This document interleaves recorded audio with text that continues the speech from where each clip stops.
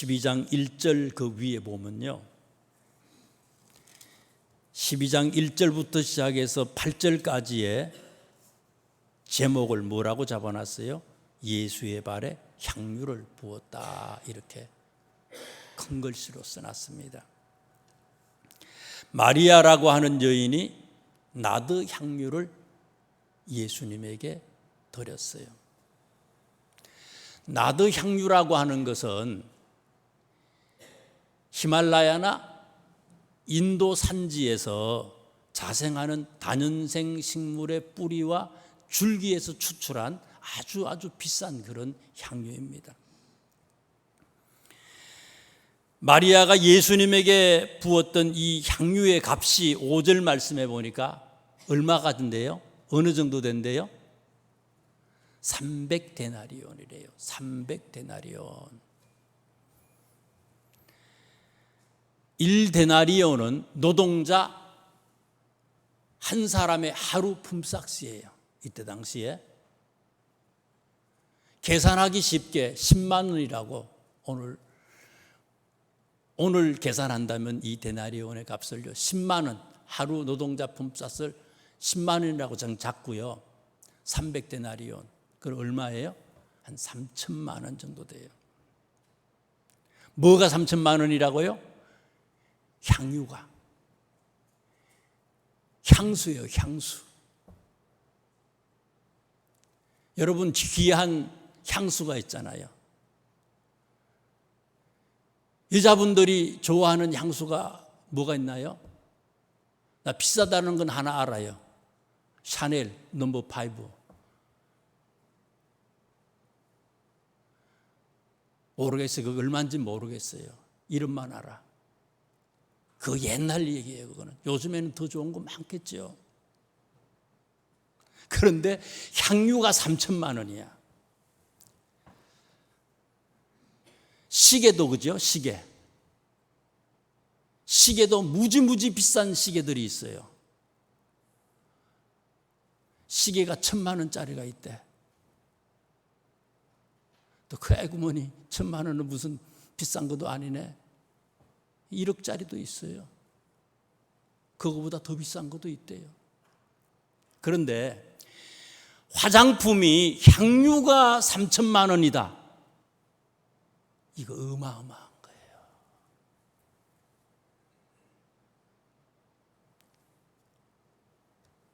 우리 집에 화장품 다 합쳐가지고 가격 매기면은 얼마 정도 될 것 같아요? 사람마다 다르겠지만은 100만 원짜리 화장품, 와, 비싸지. 못 사지 이거요. 못 사. 그런데 향유 하나가 3천만 원이래. 아주 귀한 거예요. 마가복음에 보면요, 마리아가 이 향유의 옥합을 깨트렸다 그랬어요. 한 방울 또 남기지 아니하고 다 예수님에게 드렸다는 거예요. 몽땅 예수님에게 드렸다는 거예요.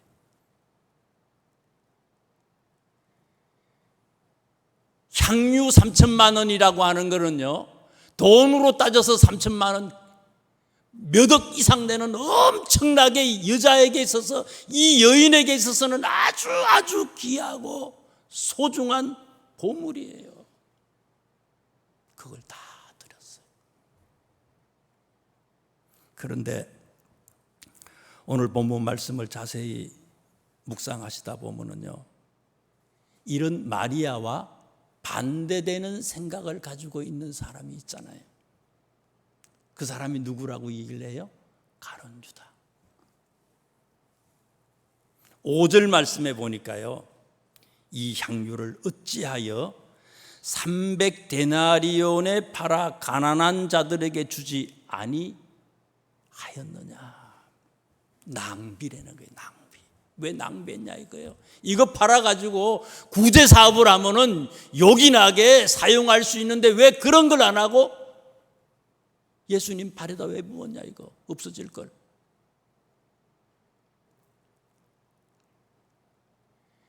마리아를 책망합니다. 마태복음 26장에 있는 말씀에 보니까요, 가룟 유다만 이런 생각을 한 게 아니에요.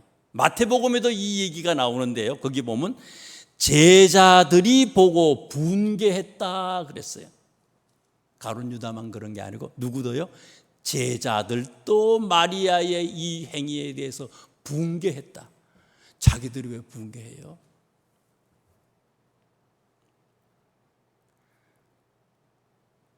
마가복음 14장에 보면은요, 어떤 사람들이 화를 내어 서로 말하되 어찌하여 이 향유를 흡의하는가, 이렇게 얘기했어요.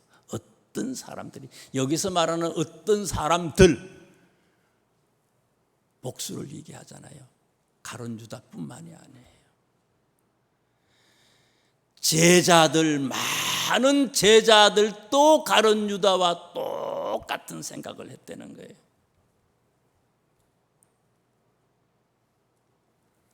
가룟 유다가 이렇게 얘기한 이유에 대해서 6절에 요한은 이렇게 설명을 했어요. 이렇게 말하면, 가룟 유다가 이렇게 말하면 가난한 자들을 생각함이 아니요, 그는 뭐라고요? 도둑이라. 이렇게 말하면 가난한 자들을 생각함이 아니요, 그는 도둑이라. 돈깨를 맞고 거기 넣는 것을 훔쳐갔다. 가룟 유다가 예수님을 팔아먹었어요. 대제사장들에게 팔아먹었어요. 얼마 받고 팔아먹었어요? 은 30냥을 받고 팔아먹었어요. 은 30냥이라고 하는 그 무게의 단위거든요. 이 세겔이에요, 이게요. 30세겔로 팔아먹은 거예요. 1세겔은요, 화폐 단위인 데나리온으로 계산하면요, 1세겔은요 4데나리온이에요. 은 30세겔, 은 30냥이라고 하는 것은 30 곱하기 4, 그러면 몇 데나리온이 되는 거예요? 120데나리온이에요. 120데나리온. 그럼 가격으로 치면 1데나리온을 10만 원이라고 아까 말씀을 드렸잖아요. 요즘 사회로 대충 잡아서. 그러면 120 곱하기 10 하면 얼마예요? 10만 하면 얼마예요? 1200만 원. 마리아가 예수님에게 향유 옥합을 깨트린 가격이 얼마라고요? 3천만 원인데 가룟 유다가 예수님을 팔아먹고 받았던 그 돈이 얼마라고요? 은 30냥이요? 1200만 원이야, 요즘으로 말하면. 너무너무 값싸게 팔아먹었어. 은 30이라고 하는 것은 그 당시에요, 남자 종의 몸값이 은 30냥이었다는 거예요.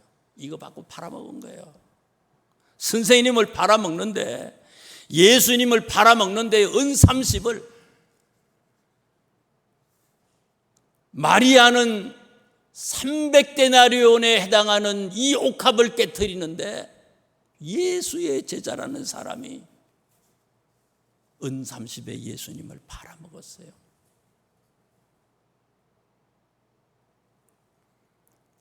오늘 성경에도 보니까 돈깨를 맡은 사람이었다 그랬거든요. 가룟 유다가 돈깨를 맡았다. 재정을 맡았어요. 돈을 맡아서 일을 하는 사람은 얼마나 예수님이 신뢰하고 믿었으면 이 가룟 유다한테 돈깨를 맡아서 일할 수 있도록 했겠어요. 믿었는데, 예수님이 믿었는데 이 가룟 유다가 어떻게 했다고요? 배반한 거예요. 예수님의 제자가 예수님을 배반했다는 얘기는 뭐를 얘기합니까? 오늘 우리도 예외가 아닐 수 있다는 거예요. 나도 그럴 수 있는 거예요.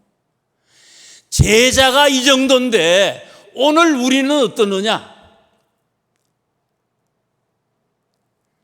그나마 그래도요, 가룟 유다는 은 30이라도 받고 예수님 팔아먹었지요. 우리는 돈 한 푼 안 받고 매일 수십 번 수백 번 예수님을 팔아먹고 있는지도 몰라요. 팔아먹으면서도 팔아먹은 줄도 모르고 살아가는 우둔하기 짝이 없는 우리인지 몰라요. 그래서 저는 오늘 본문의 말씀을 통해서 두 가지의 교훈을 함께 살펴보려고 합니다. 제자들 그리고 가룟 유다가 왜 분노하고 화를 냈을까? 마리아의 행동에 대해서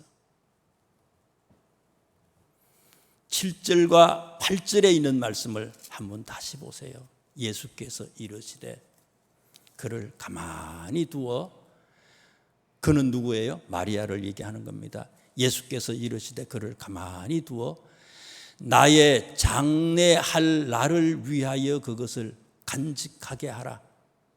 가난한 자들은 항상 너희와 함께 있거니와 나는 항상 있지 아니하리라 하시니라.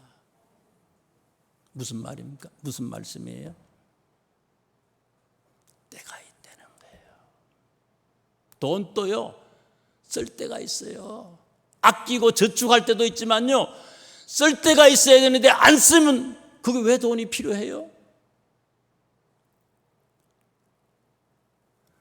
마리아는 예수님의 죽음, 예수님의 장례를 알았다는 거예요. 예수님이 얘기해요. 그걸 알았기 때문에 지금이 아니면, 이 기회가 아니면 예수님 앞에 드릴 수 있는 길이 마지막이야. 이제는 더 이상 예수님을 만날 수가 없어. 또 때를 놓치면 안 되는 거예요.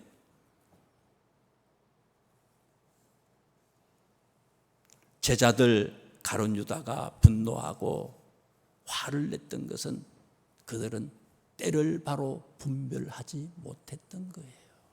때.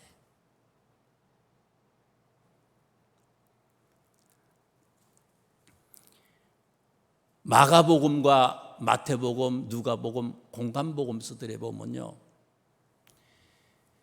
예수님이 갈릴리에서 거의 3년을 말씀을 전하시다가 돌아가시기 일주일을 앞두고 예루살렘으로 올라가십니다.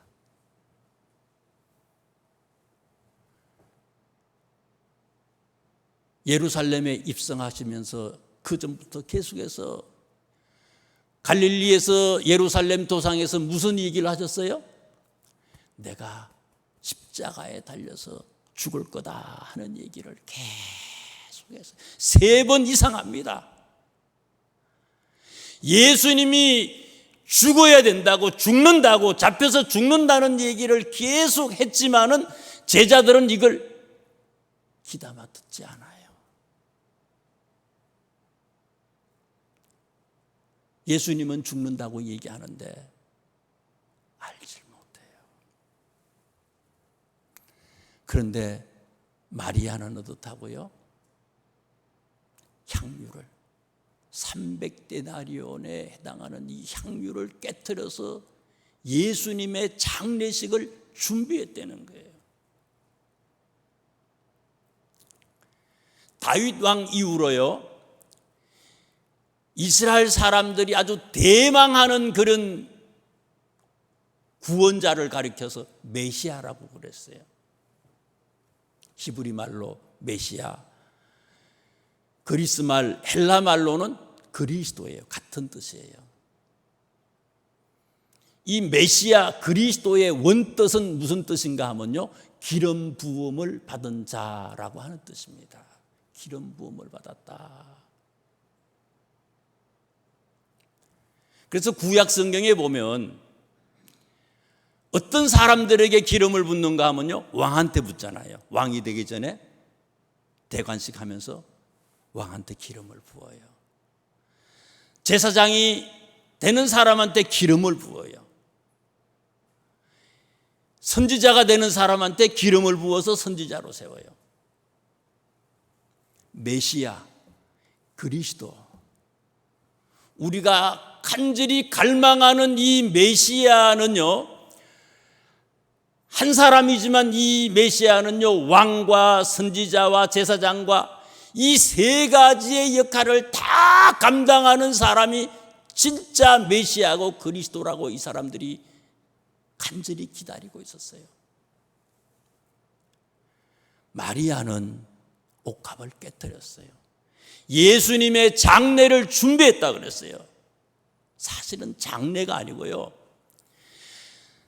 제자들은 몰랐지만, 주변에 있는 사람들은 몰랐지만 이 마리아는 그것을 알고 예수님의 죽음을 알고는요, 기름을 부어서 장례식이 아니라 진짜 이것은 무엇을 얘기하는가 하면요, 예수님의 왕되심에 대한 대관식을 했다는 거 얘기예요. 대관식이었어요. 대관식을 하는데, 그래서 기름을 부었는데 엄청나게 비싸고 귀한 건데 이것을 하나도 한 방울도 남기지 않고 예수님한테 다 깨뜨려졌는데 제자들은 그걸 몰라. 계속해서 죽는다고 얘기했지만 귀담아 듣지 않아. 때를 분별하지 못하는 제자들의 미련함을 성경은 우리들에게 교훈하고 있어요. 옥합을 깨뜨린 이 마리아의 얘기가요, 요한복음에는 12장에 나오지만 마태복음에는요 26장에 나와요. 마태복음 26장. 옥합 깨뜨린 얘기가 마태복음 26장에 나오는데요, 26장 바로 전이 25장이잖아요. 25장은 우리 잘 아는 내용들 아닙니까? 세 가지 비유 나오는 그런 장이 마태복음 25장 안에요. 세 가지 비유 뭡니까? 첫째, 열처녀 비유, 그죠? 열처녀 비유. 미련한 5처녀와 슬기로운 5처녀가 있어요. 다 신랑을 기다리지만 잠을 잤어. 잠을 자고 시원찮지만은 슬기로운 5처녀는 어떻게 해서 슬기로운 처녀라고 얘기했어요? 기름을 준비해서. 슬기로운 처녀도 잠을 잤는데 기름을 준비해서 오는 신랑을 맞이했다고 그러잖아요. 주님 오시는 날 때를 분별하고, 언젠지는 알 수 없지만 우리가 성령의 기름을 준비하면 마지막을 잘 준비할 수 있다고 예수님이 비유로 말씀하신 거예요. 두 번째 비유는 뭡니까? 달란트 비유 아니에요. 죽도록 충성하라는 거예요. 묻어두지 말고, 재능을 묻어두지 말고 받은 대로 최선을 다해서 2달란트, 5달란트를 남기고 열심히 일하라는 거예요. 이게요, 마지막을 준비하는 사람들의 자세라는 거예요. 세 번째는 무슨 비유예요? 양과 염소의 비유 아닙니까? 교회에서만 하나님, 교회에서만 아멘 할렐루야, 밖에 나가서는 바로 그냥 화내고 싸우고 믿지 않는 사람하고 똑같은 행동을 하는 거, 그러면 안 된다는 거예요. 우리가 삶의 예배, 생활의 예배를 드리는 참 하나님의 자녀가 되라는 거예요. 마태복음 25장 이 얘기는 뭡니까? 때를 잘 분별해야만이, 이때가 어느 때인가 잘 분별해야만이 마지막을 준비하고 마라나타 주 예수여 어서 오시옵소서, 그분을 기쁨으로 맞이할 수 있다는 얘기를 하는 거예요. 26장은 옥합을 깨뜨린 얘기고요, 마태복음에. 25장은 마지막 날에 되어질 여러 가지 일들을 어떻게 해야지 우리가 슬기롭게 대처하며 살아갈 수 있느냐라고 하는 것을 얘기하고요. 그 전에 24장은 무슨 얘기입니까? 마지막 때는요, 어떤 때냐? 마태복음 24장에 보니까 많은 사람들이 내 이름으로 와서 나는 그리스도라 하여 많은 사람을 미혹하리라. 이단들이 적그리스도들이 엄청 많이 나타난다는 거예요. 자기가 메시아라는 거예요.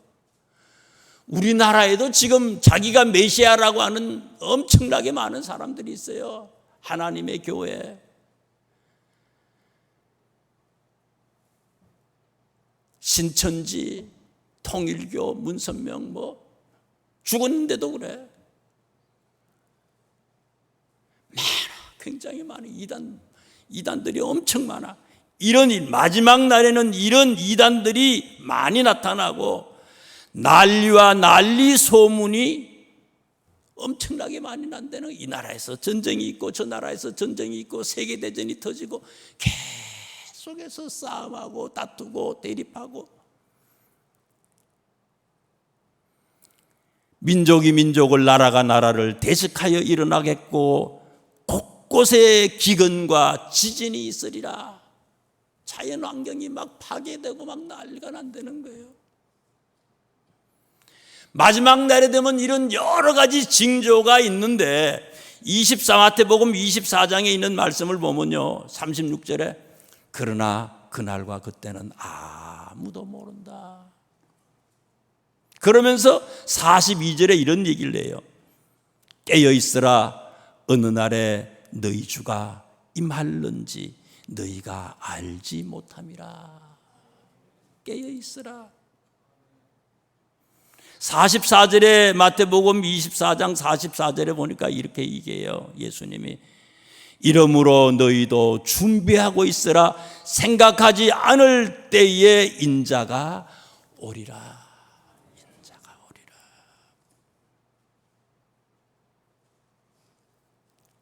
제자들은 핵심 멤버네요.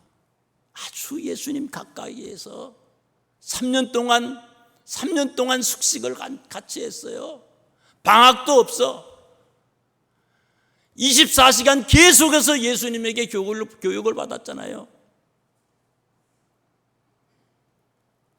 그런데 때를 분별할 수 없었어요. 때를 분별하지 못했어요. 마리아는 핵심 멤버는 아니었어요. 예수님 만난 지도 그렇게 오래되지 않아요. 때를 분별하지 못하는 이유가 뭡니까? 아이들은요, 간장이 쓴지 단지 몰라요. 먹어봐야 아이들은 알잖아요. 불이 뜨거운지 그것도 모르잖아요. 상황 파악을 아이들은 잘 못해. 때를 분별하는 것은요, 그거와 마찬가지예요.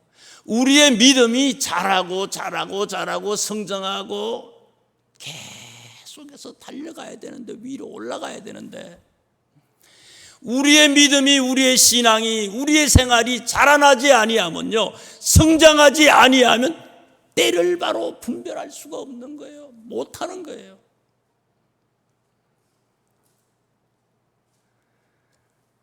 사도행전 5장에 요즘에 새벽기도에 이제 사도행전을 제가 강의하는데요. 사도행전 5장에 보면 아나니아 삽비라 얘기 있잖아요. 아나니아 삽비라 얘기가 무슨 얘기입니까? 다른 사람들은요 다 은혜 받아서 하나님의 영으로 충만해. 내 것도 없고 네 것도 없고 다 공유 생활을 해요. 기도에 온전히 힘써. 다른 사람은 다 자라나는데 아나니아와 삽비라는 어떻게 해서 다른 사람은 자라나는데 이 사람들은 어느 정도 올라가다가 멈춰버렸어. 뒷걸음쳤어요. 성령을 속이고 하나님을 속이고 주의 영을 속였어요. 자라나지 못해서 결국은 이 가정은 어떻게 됩니까? 폐가 망신하는 가정이 되어버리잖아요. 우리의 믿음은 계속해서 성장해야 되는데 멈춰지면 안 된다는 거예요. 멈춰지면. 처음 믿을 때 2, 3년 댕기고 5년이 됐을 때 달라져야 되잖아요. 뒤돌아보면서 우리의 모습을 한번 살펴보세요. 10년이 되고 20년이 됐어요. 더 성장해야 되잖아요. 오히려 믿음의 역행을 하는 우리는 아니지. 가만히 생각해 보세요. 디모데후서 4장 말씀에 보면은요, 바울 선생님이 2차 투옥을 당해서 로마에서 순교하기 바로 직전에 기록한 것이 디모데후서거든요. AD 약 65년 내지 66년경에 이걸 기록을 했어요, 바울 선생님이. 디모데후서를 기록하면서 제일 마지막 부분에요, 생애 마지막 인사를 하는데요, 디모데하고 자기 주변에서 함께했던 동역자들에게 인사를 해요. 여러 동역자들에 대해서 이름을 언급하고 있어요. 근데 그 중에 데마라고 하는 사람을 이렇게 소개했어요. 데마는 이 세상을 사랑하여 나를 버리고 데살로니가로 갔다. 아쉬워하는, 바울이 굉장히 아쉬워해요. 대부분의 사람들은요, 칭찬하고 감사하고 고맙다고 얘기하는데 그 사람들한테 데마는 어떻다고요? 데마는 이 세상을 사랑하여 나를 버리고 데살로니가로 갔다. 골로새서 4장 14절 말씀에 보면요, 데마라고 하는 사람에 대해서 바울이 이런 얘기를 해요. 사랑받는 의사 누가와 또 데마가 너희에게 문안한다. 골로새서 4장을 기록할 때에 데마는 바울에게 어떤 사람이었습니까? 누가와 동격이에요. 누가와 마찬가지로 바울의 사랑을 받고 믿음이 좋고 다른 사람들에게 본보기가 되었던 데마였다는 거예요. 골로새서를 어디서 기록했는가 하면 골로새서는 바울 선생님이 1차 투옥할 때에 기록한 거예요. 주 약 61년, 62년경에 기록했습니다. 골로새서는요. 예수님을 믿었어요. 바울을 만났어요. 믿음이 자라고 많이 성장했어요. 바울이 칭찬하는 사람이 됐어요. 바울의 동역자까지 됐어요. 골로새서를 기록할 때 61년, 62년까지는 그렇게 했다는 거예요. 그런데 3년 내지 4년이 지나서 바울이 또 두 번째 로마 감옥에 갇혀 있을 때 그때는 어떻게 됐다고요? 데마는 이 세상을 사랑하여 나를 버리고 데살로니가로 갔습니다. 여기가 끝이야. 제일 높은 데야. 여기까지 우리가 올라가야 돼. 그런데 거의 끝까지 올라갔는데, 거의는 됐는데 완벽하지 못했다는 거예요. 우리의 성장은 끝까지라는 거예요.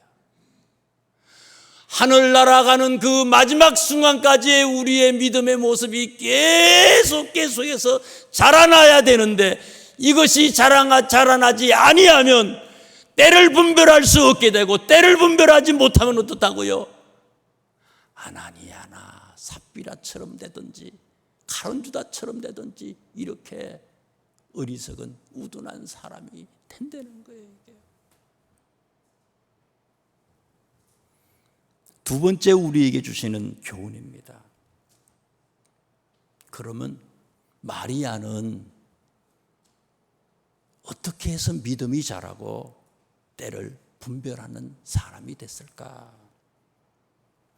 오늘 제가 읽어드렸던 본문 12장, 요한복음 12장 1절에 있는 말씀을 한번 보세요. 1절.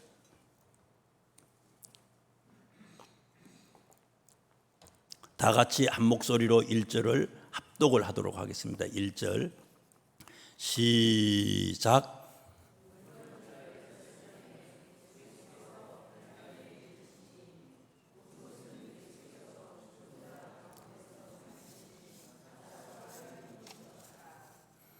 아멘. 유월절 엿새 전에 예수께서 베다니에 이르시니 이곳은 예수께서 죽은 자 가운데서 살리신 나사로가 있는 곳이라.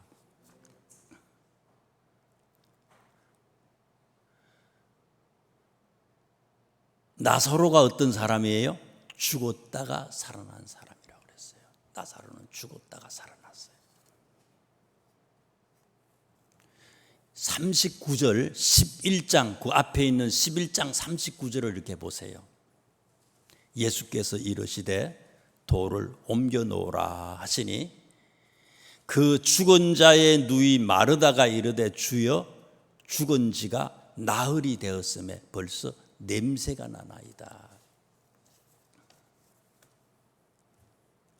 나사로의 동생이 둘이 있잖아요. 여동생이 누구예요? 마르다하고 마리아 동생 둘이가 있어요. 오빠 나사로. 부모님의 이름이 언급되지 않는 걸 볼 때에 오빠하고 두 동생이 같이 살아. 부모님이 안 계신 그런 가정이에요. 오빠가 이 동생들에게는 오빠가 어떤 존재예요? 아버지 같은 존재예요. 근데 이 오빠가 어떻게 됐다고요? 시름 알아. 병에 걸려서 수년 동안 고생을 했을 거예요. 근데 죽었어. 11장에 있는 말씀에 보니까 이제는 죽어서 썩는 냄새가 진동을 해.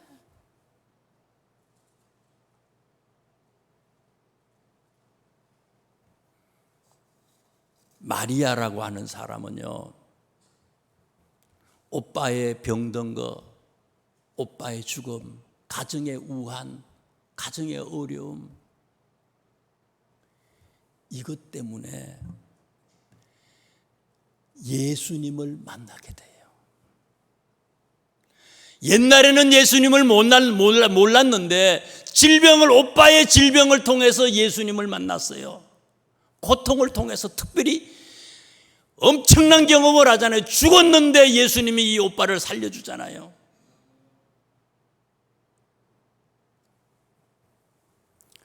중요한 진리가 여기에 있는 거예요.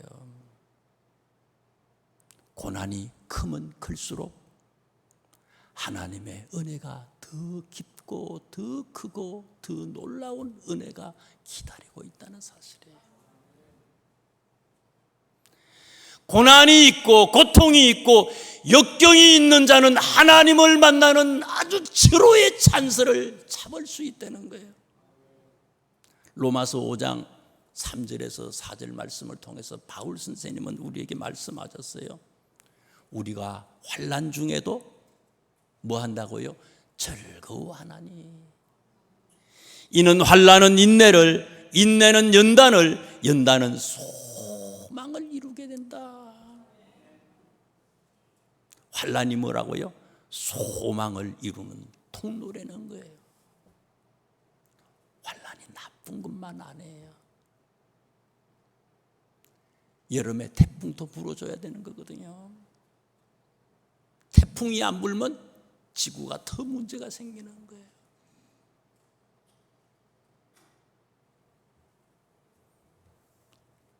호주 같은 데 보니까 지난번에 뭐 이게 나오는 거 보니까요,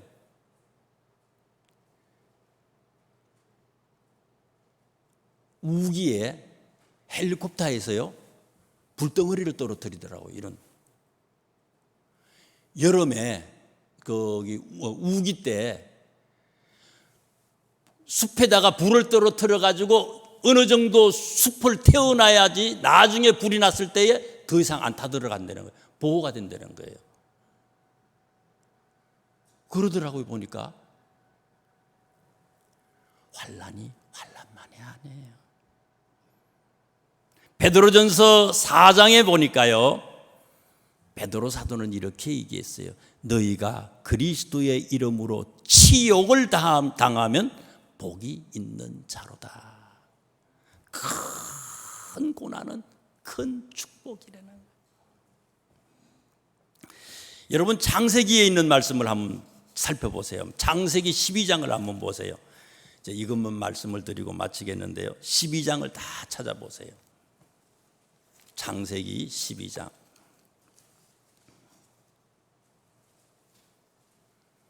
성경 제일 앞에 있는 거거든요. 창세기가. 창세기 12장에 보면요, 하나님이 아브람이라고 하는 사람에게 아주 복을 주시기를 원해요. 복 주시기를 원해서 이 사람한테 뭐라 그러는가 하면요, 가나안으로 가래요. 아브라함이 살던 곳은요, 원래 살던 곳은 이라크고 지금의 이라크였고, 또 하나님이 맨 처음에 얘기할 때 사실은 이라크에서 가나안으로 가라 그랬는데 하란 땅까지는 왔어요. 지금의 터키 남부 지역이거든요. 지난번에 지진 났던 그 지역이에요. 근데 12장에 보니까 하나님께서 또다시 얘기해요. 가나안 땅으로 가래요. 가면 네가 뭐가 된다고요? 너는 복이 될지라.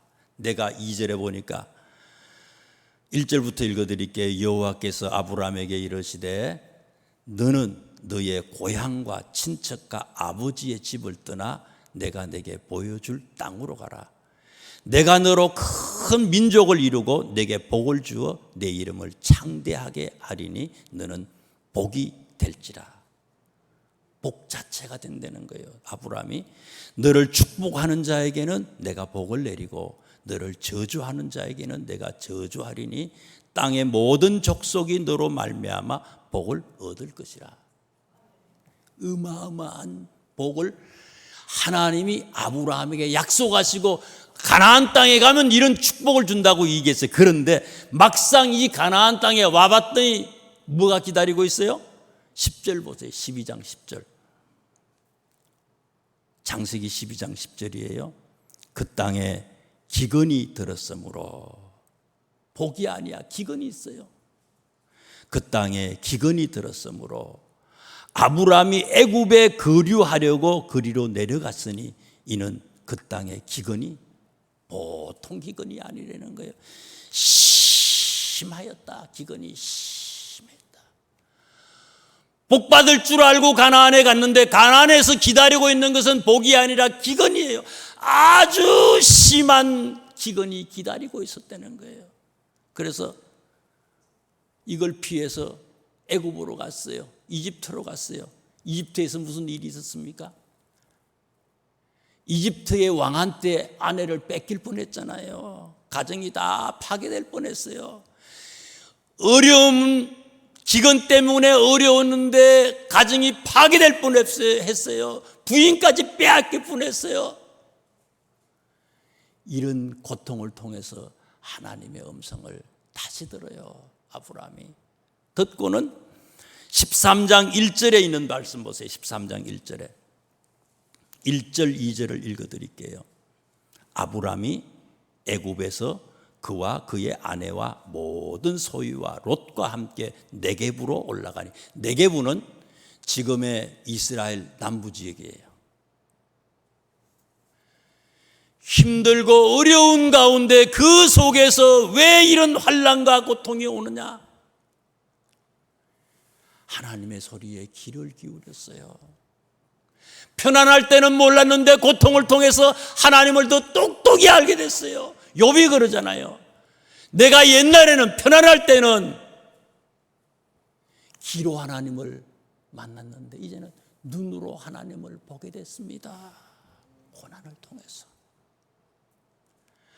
계속해서 고난과 환난과 역경과 어려움이 왔는데 그 속에서 하나님의 뜻을 발견하고 하나님의 소리를 듣고 하나님과 더 고난 속에서 더 바짝 붙어서 하나님과 동행했더니 하나님은 아브라함에게 2절 말씀 보세요.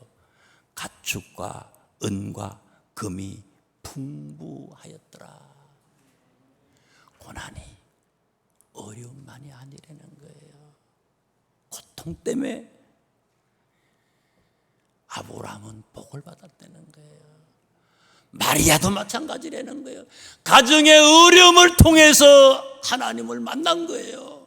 때를 분별하는 거예요. 제자들은 못했는데 이 마리아가 향유값을 깨뜨려서 예수님의 대관식을 준비하잖아요.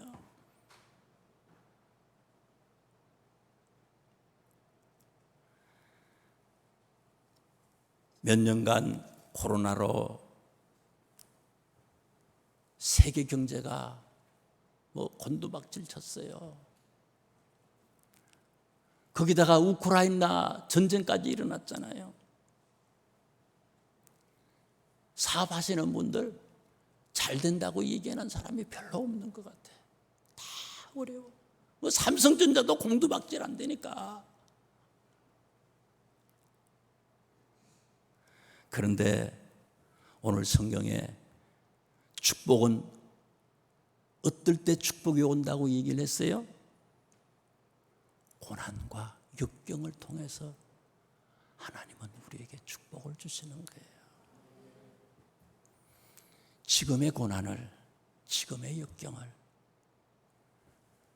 고난만을 탓할 것이 아니라 고난 속에서도 하나님의 소리에 귀를 기울이고 주님을 만나서 자라고 성장하고